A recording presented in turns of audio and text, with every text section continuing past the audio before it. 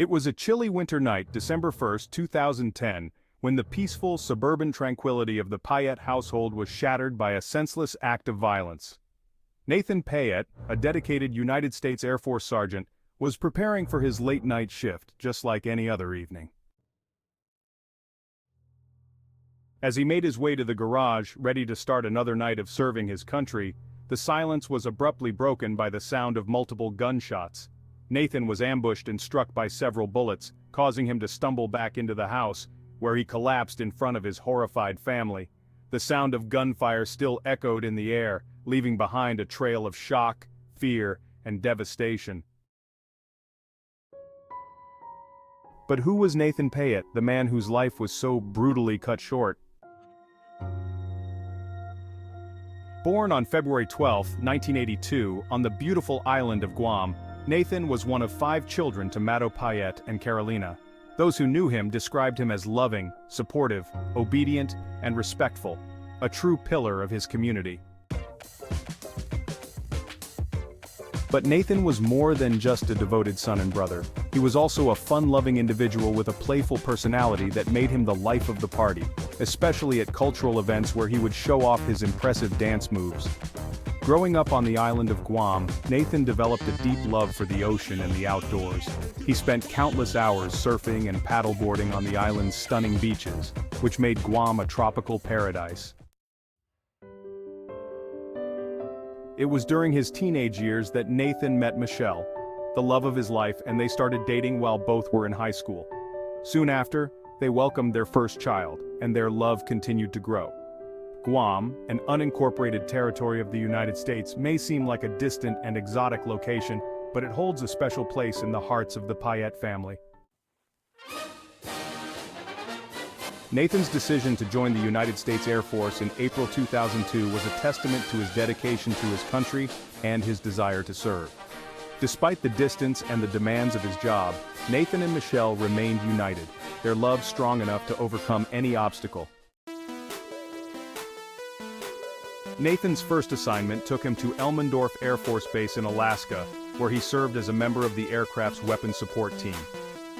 In 2006, he moved to Davis-Monthan Air Force Base in Arizona, where he took on the role of Chief of Weapons Loading for the Thunderbolt ground attack aircraft in the fighter squadron. That same year, Nathan and Michelle tied the knot, solidifying their love and commitment to each other. They welcomed their second child, completing their beautiful family. As we reflect on Nathan's life, we remember a man who was not only a devoted husband, father, and son, but also a brave and selfless individual who served his country with honor and distinction. His legacy lives on through the countless lives he touched, and his memory will never be forgotten. In 2007, Nathan's thirst for knowledge and skills led him to pursue training in logistics preparation and materials management. This new chapter in his career took him to Nellis Air Force Base, where he worked as an entry supervisor for the 99 Squadron. That same year, he received a well-deserved promotion to junior non-commissioned officer in charge of the maintenance supply section for the attack aircraft squadron. Nathan's dedication to his country was evident in his service during the Iraq War. Those who knew him described him as a hard-working man, loyal to his country and proud to wear his uniform. Upon his return, he was assigned to a base in Las Vegas where he continued to serve with distinction. But Nathan's greatest joy was his family. By this time, they were a family of 6, and he deeply loved his wife and 4 children, whose ages ranged from 9 to 2 years.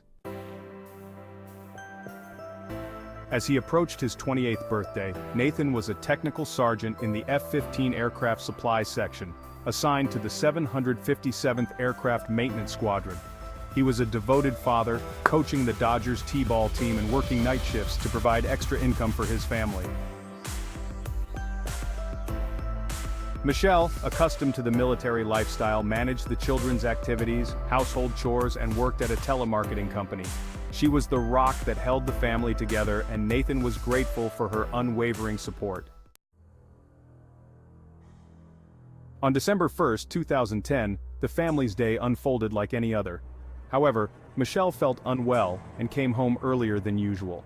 They had dinner together and spent time in the living room where Nathan took his usual nap. That night, his alarm failed to go off and he woke up at 11 p.m., rushing to get ready for his shift.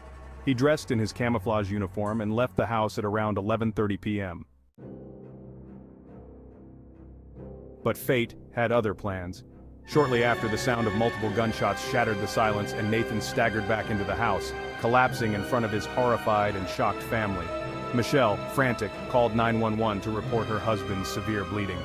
The operator tried to calm her and instructed her to perform CPR, but it was too late. Nathan had been shot 5 times in his own home, and his life was slipping away.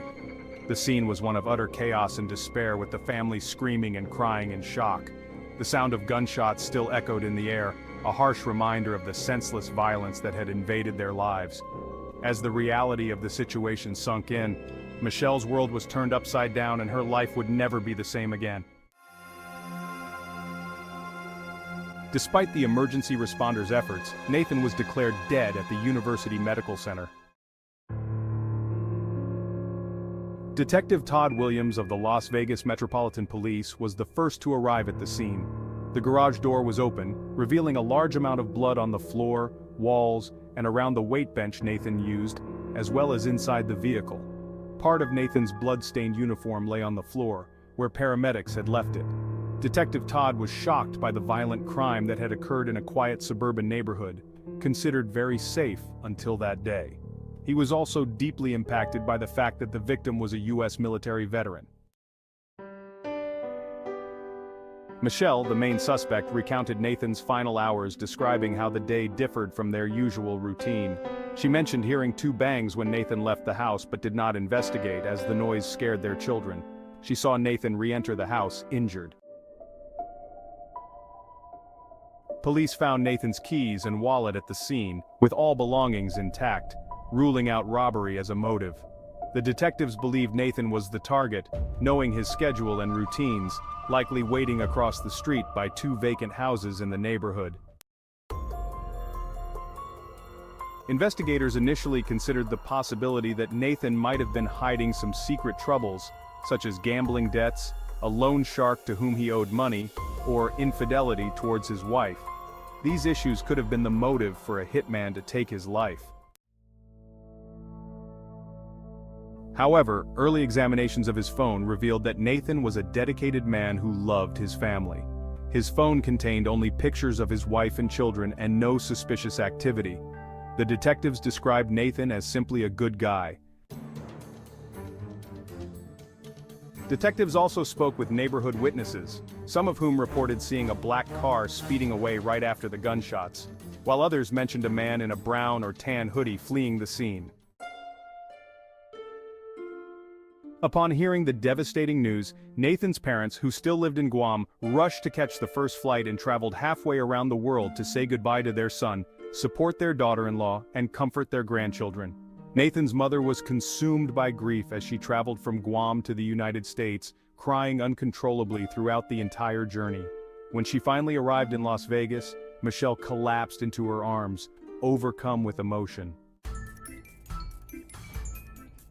Nathan's brother Eric, and his sister-in-law Veronica, also spoke with investigators, providing new insights into the couple's relationship that would prove crucial to the case. According to Veronica, although Nathan and Michelle generally had a good balance and cared for each other, she had noticed something unusual in recent days. During a Thanksgiving family gathering shortly before the crime, she sensed a strain between them, as if they were merely tolerating each other. Eric also noticed tension and signs of financial difficulties, such as an almost empty pantry and refrigerator. In a second interview, while investigators pursued leads about the mysterious black car, Michelle admitted that they were facing financial problems, which was why Nathan worked double shifts.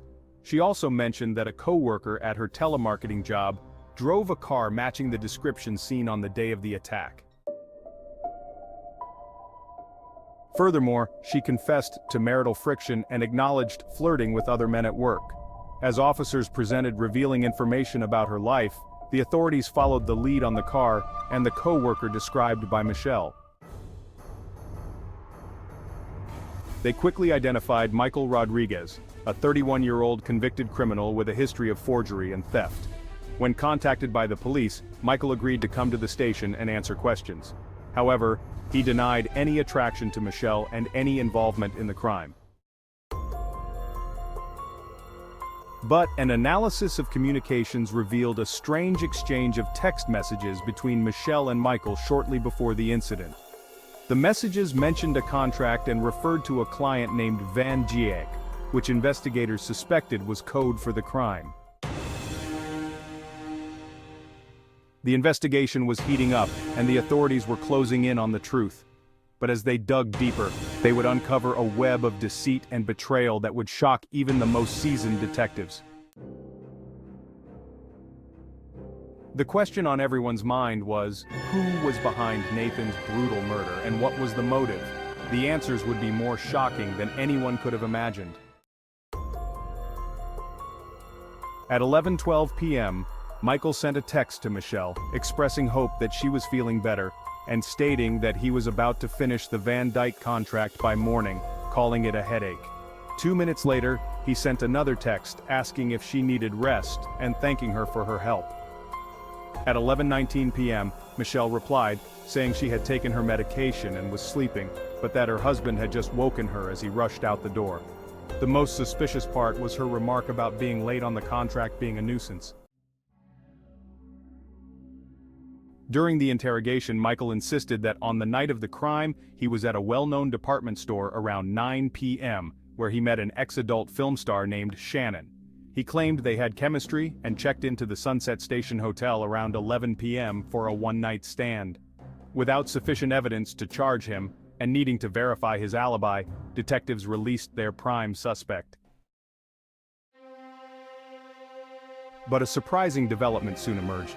A woman, whose identity was kept confidential, approached investigators and provided crucial details about the events, revealing how she was coerced into distorting the truth to cover up the crime. Identified as Shannon, she disclosed that she was offered 5% of the $30,000 Michael would earn for killing the sergeant. Shannon mentioned that the plan involved two other people, a woman named Jessica and her partner Corey, who had an extensive criminal record. Corey had convictions for robbery, possession of a stolen vehicle, grand theft, armed robbery, and fraudulent use of a credit card. On the night of the crime, Shannon and Michael were at an apartment in Henderson, where Jessica and Corey lived. After 11 p.m., the two men left in a black Cadillac to commit what Shannon thought was a robbery. Jessica had only told her they were targeting a heroin dealer and needed her as an alibi. Jessica lit a fire in the apartment's fireplace when the men returned. Shannon saw them burn their clothes, destroy their phones, along with hers clean with bleach and spray air freshener. Michael and Corey instructed her to lie to the police and corroborate their alibi. That night, Shannon overheard Nathan's assassin confessing to the shooting, realizing it was a crime, not a robbery.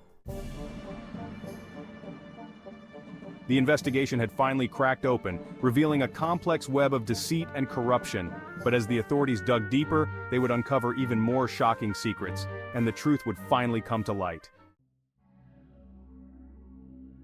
Overwhelmed by the truth, Shannon decided to go to the police, tearfully expressing fear for her life.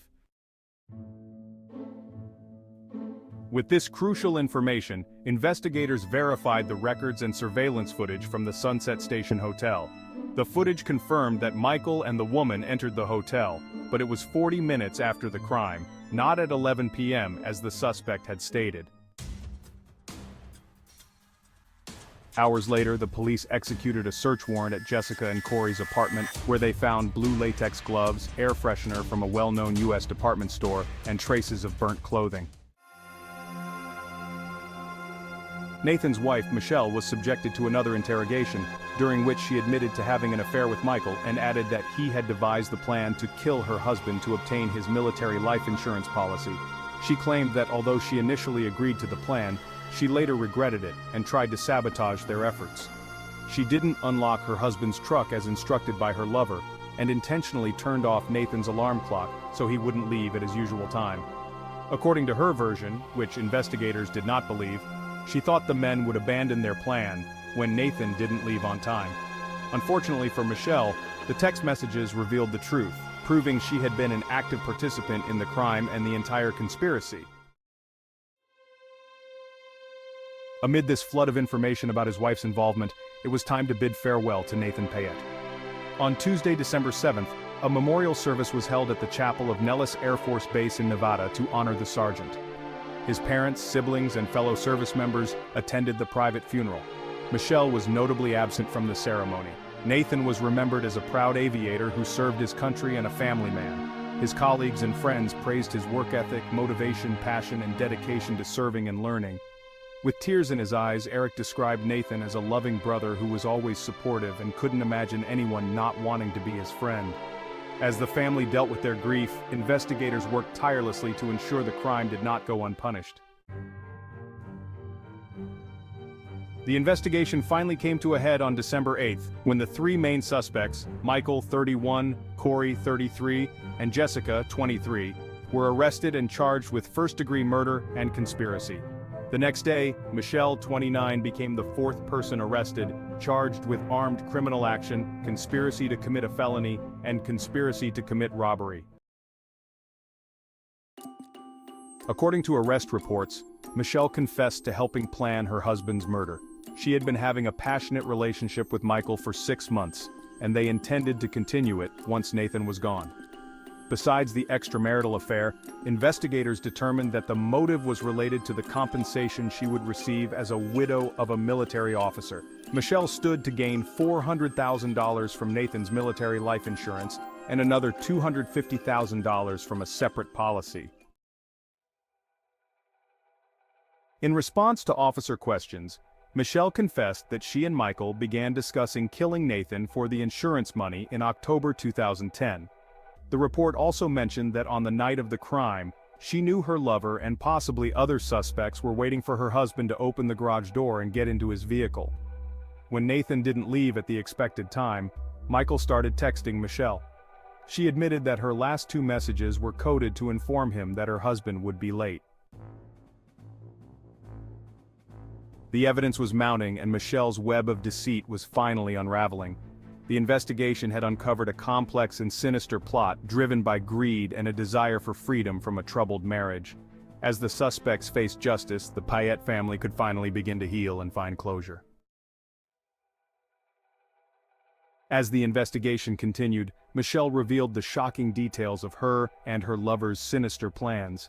They had discussed several ways to kill Nathan, including shooting him in his car and then hiding the vehicle in an apartment complex, or kidnapping him, blindfolding him, and taking him to the desert to instill fear, torment, and pain.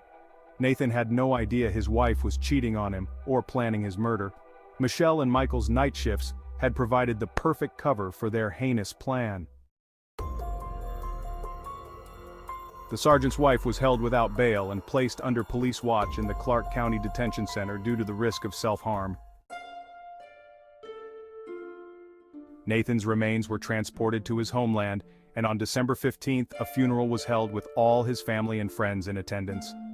In line with his distinguished military career, he was buried in the Guam Veteran Cemetery. 1 year later, on January 4, 2011, those accused of the crime were formally charged. During their appearances, the judge ensured that each individual had their charges read by the grand jury and that they had legal representation. In the presence of the grand jury, the judge, the prosecutors, and their lawyers, all 4 pleaded not guilty. Michelle, Michael, Corey, and Jessica were charged with murder with a deadly weapon and conspiracy to commit the crime and robbery. Additionally, the 2 men were also charged with possession of a firearm by a convicted felon. Given the heinous nature of the crime, the prosecutors informed the judge that the district attorney's Capital Punishment Review Committee would meet the next day to decide whether to seek the death penalty against the accused. The judge couldn't set a trial date because the defense attorneys argued that they needed to wait for the prosecutor's decision on the death penalty. The process faced numerous delays, and justice began to unfold gradually. From 2015, the wheels of justice slowly turned. In September of that year, Michael Rodriguez struck a deal to avoid execution by pleading guilty. Months later, Corey and Jessica followed suit, pleading guilty to their roles in the crime. Michelle, however, maintained her innocence, claiming she was coerced into participating in the plot. But the evidence against her was overwhelming, and she was eventually convicted of first-degree murder and conspiracy. As the guilty verdicts were read, the Payet family finally found some sense of closure. Justice had been served, but the memory of Nathan's brutal murder would haunt them forever. Later, Michael was sentenced to life in prison without the possibility of appeal or parole. In October, Michelle faced justice in a Las Vegas courtroom where she was met with the reproachful and sorrowful gaze of Nathan's parents. She broke down tearfully, apologizing and expressing remorse to them and her children, hoping her sentence would bring closure to the family. Michelle then pleaded guilty to conspiracy to commit murder in the first degree and murder with a deadly weapon. Despite her cruel and incriminating text messages, she continued to claim that Michael had convinced her to go through with the crime and that the plan had spiraled out of control on that day. It was announced that her sentence would be pronounced months later, and she would remain behind bars awaiting the final judicial decision. In 2016, Corey also admitted his guilt in exchange for avoiding the death penalty. His attorney requested leniency and a chance for her client to someday obtain parole, but the judge denied the request, deeming Corey a danger to society and sentencing him to life in prison without any benefits. Jessica, Corey's ex-girlfriend who lived in the apartment where the plot was planned and evidence was destroyed, pleaded guilty to a felony charge of conspiracy to commit murder. Details of her sentence were not documented, but it was reported that she received house arrest. The most anticipated moment in the case occurred on March 3, 2016, when Michelle appeared again before the judge to receive her sentence and had her final chance to defend herself. She cried during the hearing, acknowledging that Nathan had been a good man and admitting she had made a terrible mistake. She told her in-laws that she prayed that they and her children would one day find the strength to forgive her. In her closing argument, the prosecutor told the court that the lonely and bored wife syndrome was no defense for the crime. The judge ultimately sentenced Michelle to life in prison without the possibility of parole, bringing a sense of closure to the Payet family and justice for Nathan's brutal murder. The prosecutor described Michelle as a poisonous apple who used tears, sex, and money to lure a criminal into committing the crime. Meanwhile, she played the role of a devoted mother and wife at home, all while exploring multiple ways to kill her husband. The defense attorney attempted to portray Michael as a master manipulator who planned the crime alone, claiming that Michelle was unaware of his lethal intentions that night. However, the judge was unconvinced, finding it hard to think of anything more sinister or insidious than Michelle's actions. He stated that she had played a much larger role in her husband's murder than she was willing to admit. The judge expressed disbelief that Michelle could sleep next to her husband at night knowing he faced an unnecessary end. He was appalled that she hadn't been able to stop the plot. At the hearing, Nathan's mother was granted legal guardianship of the 4 children. She said that, as a woman of faith, she chose to forgive Michelle because her soul clearly needed it. However, she deemed the harm done to her grandchildren unforgivable. Despite extensive therapy, the children remained scared of loud noises and feared their mother might harm them as she had their father. Michelle Payet was sentenced to life in prison without the possibility of parole. She will spend the rest of her life in prison, haunted by the last words of Nathan's mother, who told her she didn't hate her but believed she didn't deserve to see a free day again for what she had done to her own children. That's the end of today's case. Thank you for joining us on Crime Storyteller. If you're interested in more intriguing true crime stories, be sure to check out our channel, True Crime Documentary. Subscribe to the channel and explore more mysteries with us. See you next time.